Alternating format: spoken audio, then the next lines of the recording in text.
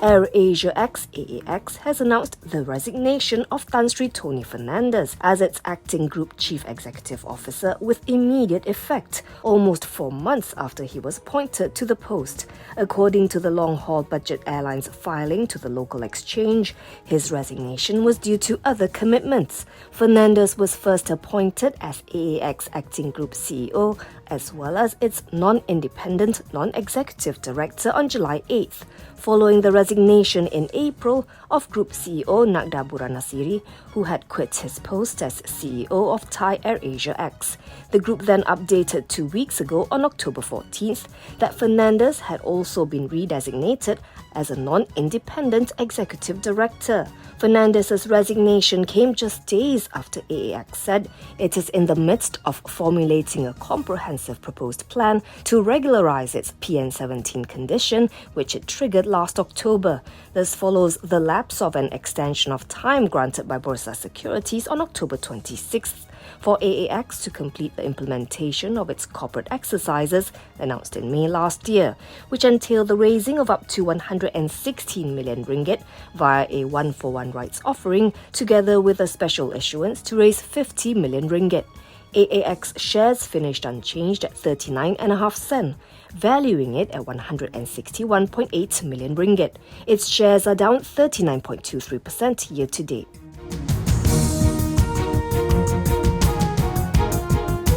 Telekom Malaysia (TM), Digi.com, Axiata Group and U-Mobile say they have each signed a deal to access Digital Nasional Berhad's or DNB's 5G single wholesale network, meeting the October 30th deadline. The signing of the agreements represents a milestone for implementation of the single wholesale network model for 5G. In separate statements, the companies said they had each entered into an access agreement with DNB on Sunday. This confirms a report by The Edge earlier today. The agreements are for 5 mobile network operators, namely Axiata's unit, Celcom Axiata, Digi's unit, Digi Telecommunications, U-Mobile, TM and YTL Power International's unit, YTL Communications. The Edge has reached out to YTL Power for comment. Meanwhile, Maxis said in a statement that it is still assessing the governance requirements for the access agreement and said it is committed to bringing this to a close as soon as possible. The deals are for a 1-year period from October 7th, 2022 to October 6th, 2023. This means the telcos will offer their customers 5G services soon. At the close, Axiata shares were up 4.8% at 2 ringgit 85 each. Digi was up 1.1% at 3 ringgit 79, while TM was up 0.4% at 5 ringgit 56. Maxis, which opted out of DNB's equity stake sale, gained 1.3% to 3 ringgit 85.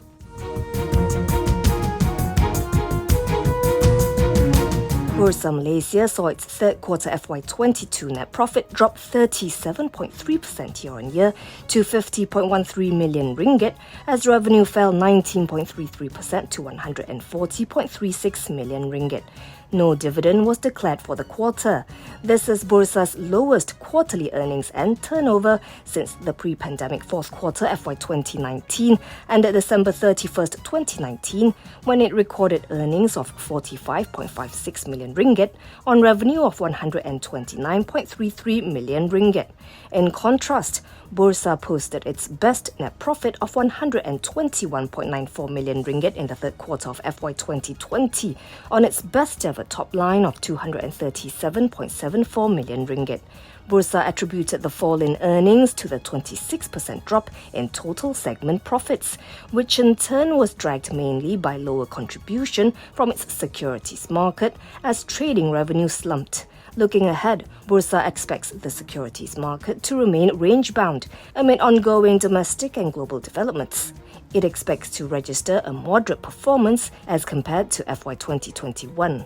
Bursa's share price settled today 0.78% higher at 6 ringgit 45 sen, bringing it a market capitalization of 5.22 billion ringgit.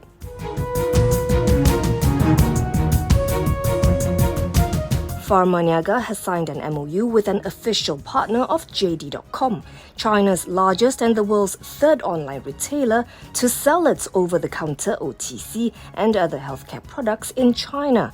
The agreement was inked with JD Mass Commerce, which will also support the group in terms of regulatory advisory services, commercial trade and supply chain operations in the Chinese market. Pharmaniaga Group MD Datuk Zulkarnain Muhammad Yusof said the collaboration is part of the group's strategy to enter the Chinese market, which has almost 570 million JD.com users. The group plans to initially list its star OTC products in the Malaysian pavilion of JD.com by January 2023 and leverage extensive technology-driven platforms provided by JD.com and its affiliates such as Douyin, Kuaishou and WeChat. The collaboration is expected to increase current revenue from the star OTC products by 100% to 150% in the first year, with top line projected to reach an estimated $30 million or 141.81 million ringgit by 2025, with other products being introduced on the dynamic JD.com platform. At the close, Pharmaniaga had added 1.8% to 56 sen for a market capitalization of 733.58 million ringgit.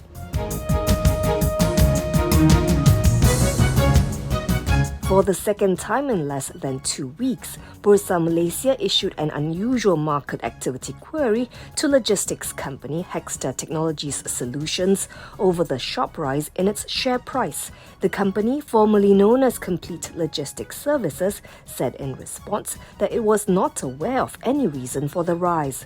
Bursa had issued a similar query to Hexza Technologies on October 19th. In the afternoon trading session today, the company's share price shot up as much as RM1.62 or 13.7% to RM13.48, making it the day's top gainer on the local bourse. It paired some gains and closed at a new high of RM13.38 for a market capitalization of some RM1.72 billion.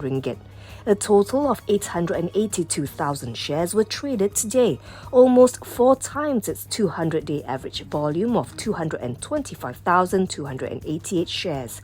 Hexza Technologies has been on an uptrend and has gained a whopping 142% from RM5.54 on October 14th. At end December last year, it was only about RM2.27. Over the last 5 years, the counter had largely been trading below RM1.